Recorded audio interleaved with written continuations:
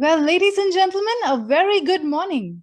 I'm your host Deepti Diwan and I welcome you to Channel Directions 2021, the virtual conference organized by CRN and Indian Express Group. At the onset, it gives me immense pleasure to thank our partners, our presenting partner Polly and silver partner Axis Communications for their full-hearted support towards this conference. Ladies and gentlemen, the year 2020 changed everything. Organizations quickly adapted business models to shift to the new normal, while enterprise OEMs and partners took active steps to contain the effects of the pandemic. With the initiation of the vaccination program, there is hope that the growth in the industry, which is rebounding gradually, will be much greater than the previous years. 2021 is rightly being called the year of hope, as the entire world is looking at this year to bounce back. It is in this context that CRN, Computer Reseller News, India's #1 IT channel brand, has launched Channel Directions, a virtual conference that will have India's top IT companies discuss their key plans for channel partners for 2021. This is critical in the current scenario as channel partners seek new opportunities and partnerships as well as new business models. With our theme, Co-creating a Roadmap for the Future, we present to you some thought-provoking sessions and discussions by industry experts and veterans. We also have opportunities for you to be able to network and chat with our partners during the course of the day by using the chat option or by requesting a virtual meeting. So do indulge in some networking. And don't forget to tweet about the event and share your views with the hashtag CRNCD. With that, I would like to kickstart this conference by inviting our keynote speaker, Byju Pillai, Group Managing Director in Flow Technologies.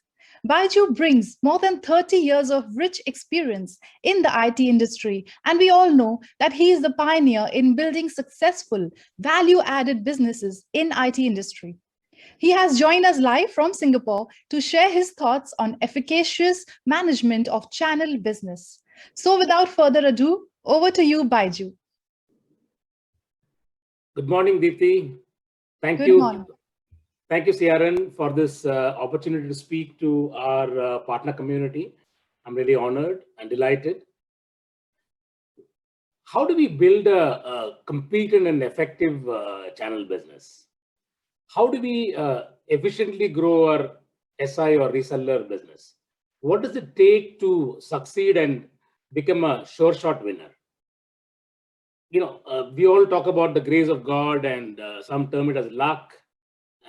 But while I agree 90% could be luck and we need the grace of God, we still need to take care of a few action points in business, especially in our kind of business.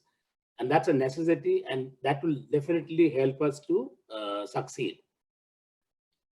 So, I thought when CRN invited me, I said, let me figure out a few points and give you some thoughts on what to work on, which will help you build your business in the short term and in the long run.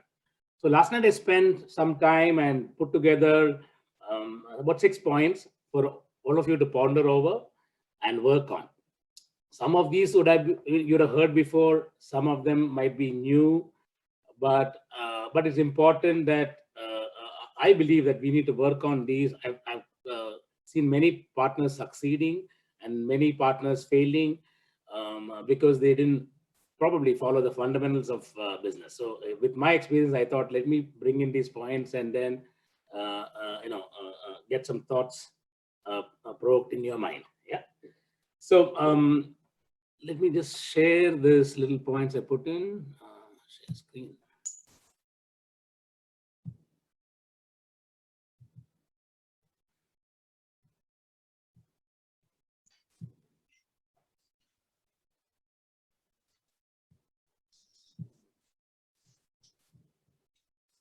Okay. So I decided to call it, efficacious management, which means, how do we have a competent and more effective business? So I just found a word for it. Nothing more to worry about that word. Okay. The first point, I think, in our business that we need to really worry about or think about and practice is how do we uh, build integrity and how do we build credibility, right? And unless we have this high integrity across organization or across people you deal with from your organization, you will not be able to build credibility. You have to have high integrity over a period of time to build credibility. And I believe credibility builds trust. And once you build trust, then I think you will be able to get immense amount of help from your suppliers, your vendors, your disties, everybody, including in many cases end customers, right? So I think the number one item which some of us are missing probably is how do we build this? How do we build this trust, right? So some things that you need to practice in business. A simple thing could be loading of orders, right? If you do not have a clean end customer PO, I would say under whatever pressure from vendors or others, please do not load orders, right? It will invariably get you into working capital trouble. We have seen it many times. So one of the things is to make sure that you have an effective system to check every detail of your quote and your PO, and then you do the loading. You might do 1,000 transactions very well, but one bad transaction can really affect your working capital. We have seen it, many of you have seen it, and I would say it's a simple thing. And what happens is if you get into trouble, then your integrity is questioned, your processes are questioned, and then we really, everybody starts trusting. Trust becomes a problem, and then you get into issues with your suppliers. So everything affects working capital, right? That's a real issue. So one simple example is loading. Number two is whatever business plan that you have, whatever go-to-market that you worked out, I would say always work out the cash flow dynamics. While you'll have a top line and a GM, etc., numbers going, but look at the cash flow. And cash flow needs to be studied every week, every month, every quarter. It's a regular issue. Now, the working capital is always a challenge. So, but how do you get more working capital? One of the ways I would tell people, if you believe in your business, then please leverage your assets for working capital. Right? You might have homes, you might have land, etc. But if you believe in it, you might have to pledge it to the bank, maybe, but negotiate with the banks to say that you would give you 15% in assets and then balance 85% that you can get a working capital loan. Right? They might ask you 50, but you need to negotiate that, get multiple bankers involved, but leverage your asset because you believe in the business, then therefore you should be able to leverage. Number two, a problem that I've seen with partners is that they are scared of giving a personal guarantee or a corporate guarantee. If you believe in your business, why will you not give a personal guarantee or a corporate guarantee? Right? You can. All of us have done it. All of us, including me, have built businesses in the past by leveraging assets, by giving personal guarantee, by giving corporate guarantee. I still give personal guarantees, right? Because I believe in my business. And what happens is when you give your personal guarantee or a corporate guarantee, you come out of a way and ask to give it, your suppliers will give you more limits, right? Because they know that you believe in the business, therefore they need to give you more limits. The other thing that you need to do is you need to slowly and consistently increase your limits, which means you may not be able to do it every month, but nothing wrong in trying every quarter. What stops you from giving your P&L and balance sheet every month, every quarter? We, as Inflow, we would give our balance sheet and financials every month to some of the vendors, every quarter to some, every year to some, right? We go out of our way to give it. Nobody asks for it. So I'm saying it always helped, right? And you should also work on closing your P&L within the 4th or 5th working day and share it with your key suppliers and tell them, hey, how you are improving, how you're growing, how well your cash is being managed. So you need to get your companies rated. Rating agencies are there. You need to work with them to see, at least you know where you stand, right? And then you can figure out ways to improve your rating. This will again help you with the suppliers. And you should consistently keep increasing it. Maybe in a year, you may not require as much limits because maybe you lost some orders or something went wrong, but working capital limits will always help you. You don't know when the next big order is going to come in, right? The other thing that you need to look at is to do bill discounting. see, it's very easy to do end customer basis bill discounting with India factors, Can Bank factors, SBI global factors. There are many other factoring companies who are happy to give you bill discounting because it's a clean end customer order, and end customers typically would pay you plus or minus 15 days. They would pay you unless you're given some wrong terms or accepted some wrong terms, and you can easily discount these bills at reasonable prices. You can get it at about 9%, 10%, right, or less than that. You will be able to discount it and pay your suppliers on time.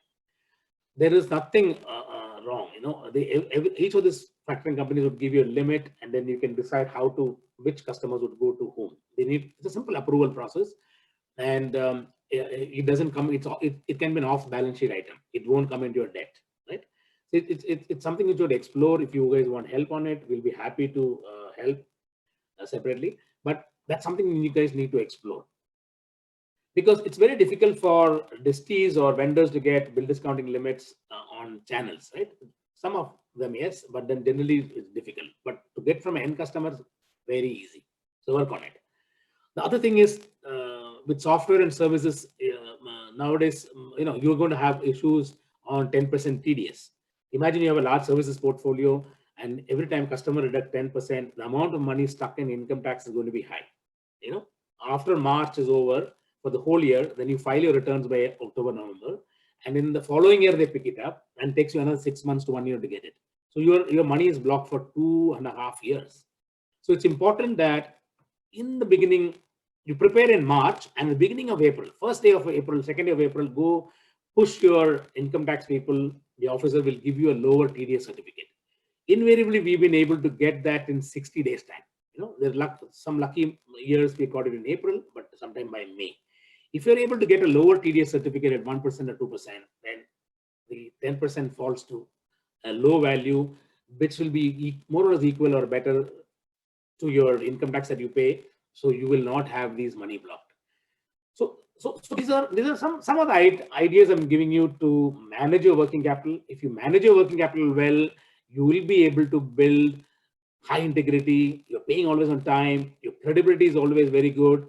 Your team, see, you must be thinking that, hey, maybe my finance guy is speaking to the vendor or or to the distie, and or maybe I'm speaking. But no, there's tremendous pressure in the field. When the limits are low, people try to switch the deals, right? Vendors would switch your deals. You might be a good guy today, good partner, a lot of capabilities, technical capabilities, but money-wise is a problem. Working capital is a challenge, so orders go away for no reason. You build a beautiful business, but working capital is the reason for business not to grow. So look at working capital. Another important thing for you to know is you need to realize how the industry operates. How do disties operate? How do vendors operate? Where, how do you get these limits? You should remember that everybody works with an insurance company. There are 3 active insurance companies in India at the moment. There could be more, or reinsurance companies. In future, we might have more. But what happens is we give your P&L and balance sheet to these insurance companies. They get data from different sources. There are different independent agencies working on each of your balance sheet and P&L. So even if somebody is going to give a wrong P&L balance sheet, that will definitely hit your integrity, because invariably the disties and vendors have your original P&L balance sheet of previous year with them, right? There are third parties giving it. So it's important for you to talk about your P&L and balance sheet, share it regularly, and explain in case something has gone wrong. I think in business, some month, some quarter can be bad, but we can always explain it. And if it's logical and correct, then people will accept it, right? So credit teams across disties and vendors, they all share information, right? Like a bank, they all will informally share. Anybody can pick up any phone or mail, and always data is shared. So constant data sharing happens, right? Constant checking happens. Adjustments of limits are going on. Reduction of limits are going on. Increase in limits are going on. Constant, right? Even vendors use Dun and Bradstreet kind of agencies to look for data. And if they want to stitch a large deal, then they come back, right? And then they talk to the disties also, say, hey, how do we do this? Who's the right partner, and so on, right? So this is what happened in the background. And therefore, it is important for you to be absolutely open about your P&L, balance sheet, financial statement, and tell us how you want to improve, how you want to work on it.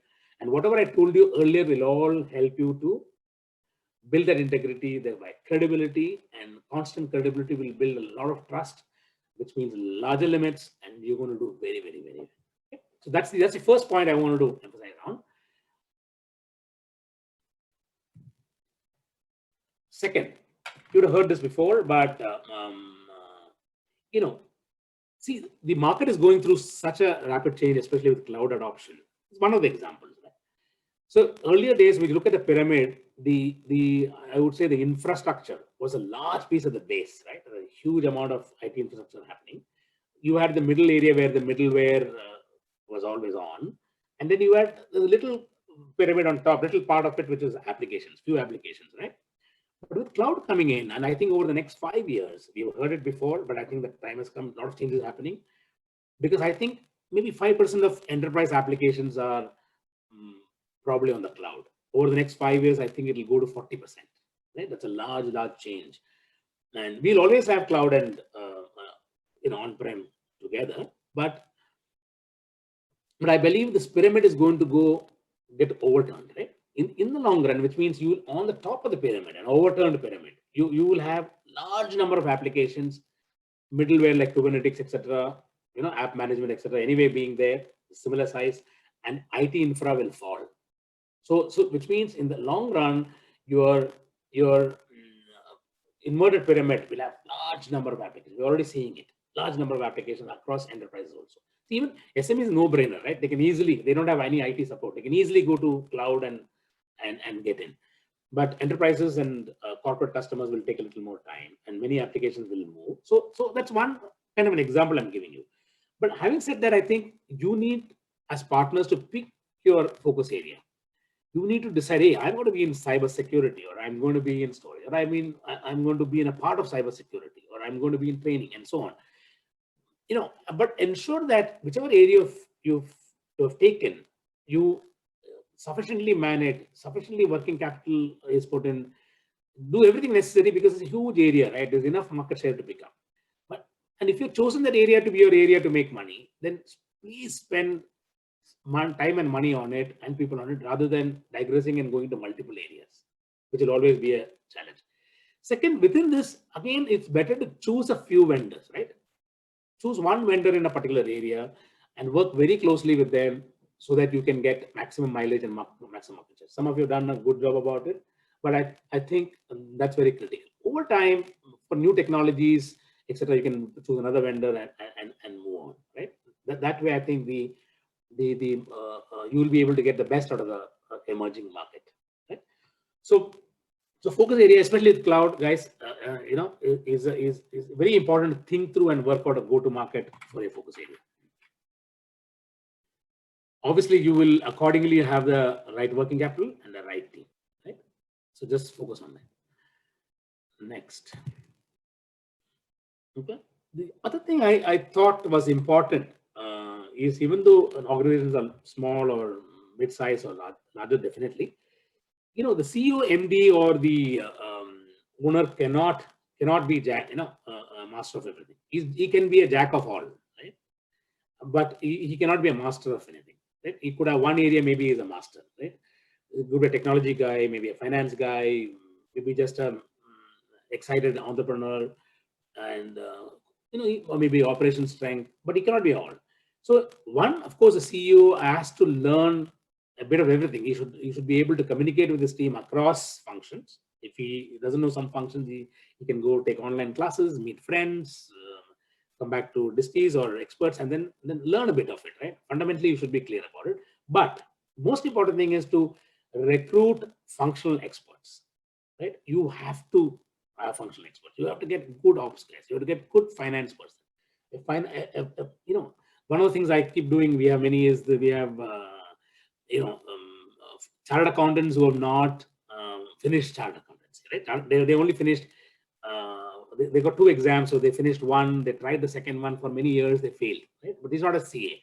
But he's probably sometimes better than a CA because he tried so hard to pass, right? And he failed.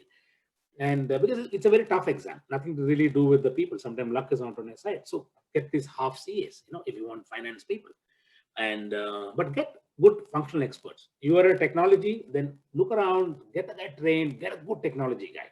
Functional experts are very critical. Otherwise, we'll end up having issues with end customers, having issues with suppliers, and general morale goes down, right? So that's another area you might want to think about and work on. Fourth, this is a very interesting thing for you to do. See, generally in our business, we always look at what are the top line, and we get excited with how much business have we made on top line, and then we also over years started looking at the gross margin. Right? Gross margin is what minus the cost of goods. What is the margin that you make? And you are excited with say 18%, 15%, 10%, and so on. But one of the things that you need to do, which I've been practicing for years, and you need to probably look at it also, is a transaction margin. So gross margin is okay, but what happens is some deals look like high gross margin, but by the time you finish the deal and collect your money, the transaction margin is actually very low than what you planned. And so your high gross margin suddenly looks bad. You incentivize people on gross margin, right? And then think, oh, I moved from top line to gross margin, then a great job. But what you don't realize is there are many people who bring you gross margins, but the transaction margin is much lower. What is transaction margin? Transaction margin is the next level of margin where you look at the cost of that deal. Whenever a PO comes, don't just look at the gross margin, look at other costs. There's so many other costs involved, right?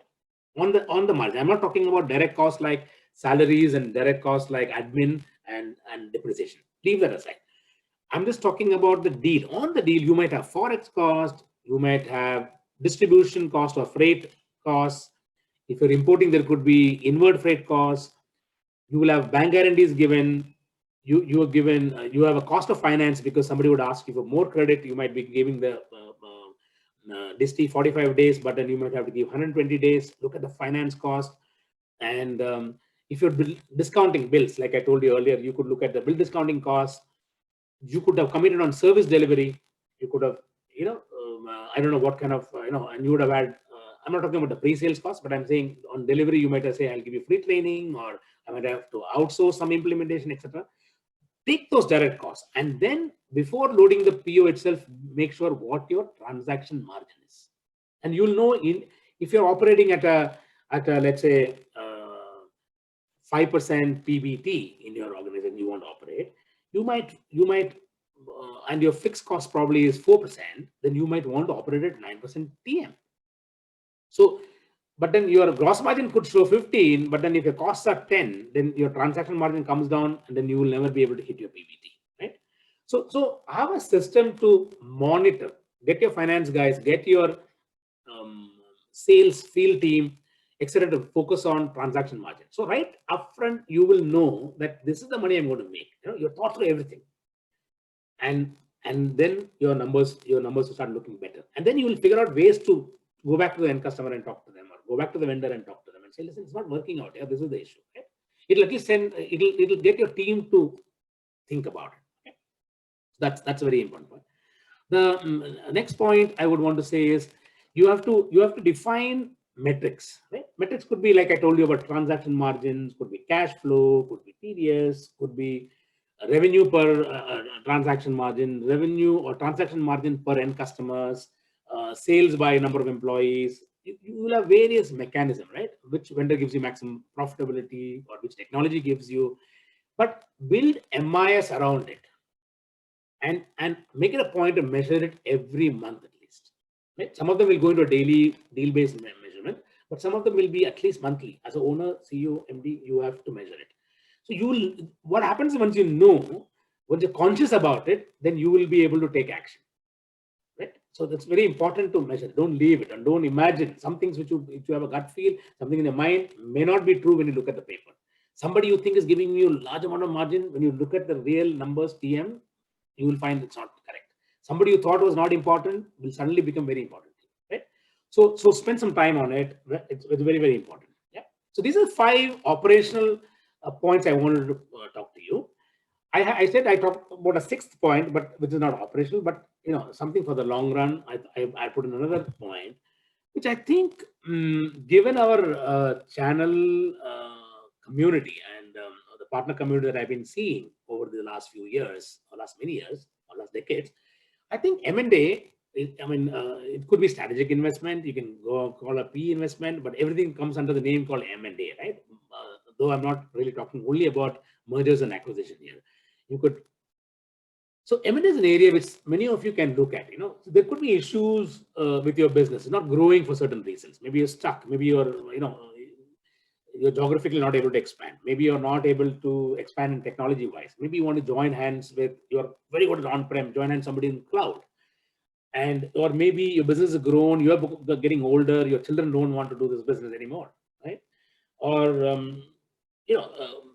management, sometimes some places they take over, right? But your management also doesn't want to take over. They are also got old along with you. So there could be various reasons, but I would encourage the channel community to seriously look at like-minded people, organizations. Some have happened, and it's doing very well, but not enough. I would say really look at M&As, and if you want help on it, we are happy to help. You can always structure it in a way that owners can be on the board. You can get a professional CEO to run it, because running the business is different. Maybe one of the owners can run it, but you can, your equity can be shared. You can structure it based on your net worth, based on your profitability, based on your growth, and you can become larger organizations, right? And with trust, I think M&As can happen very well, and which will definitely help the industry. Okay, so those are the thoughts I want to leave with you. Many partners follow and practice many of these points, and I talked about. Many have been successful. Many will be successful in future. I hope some of these points help you folks. Thank you very much.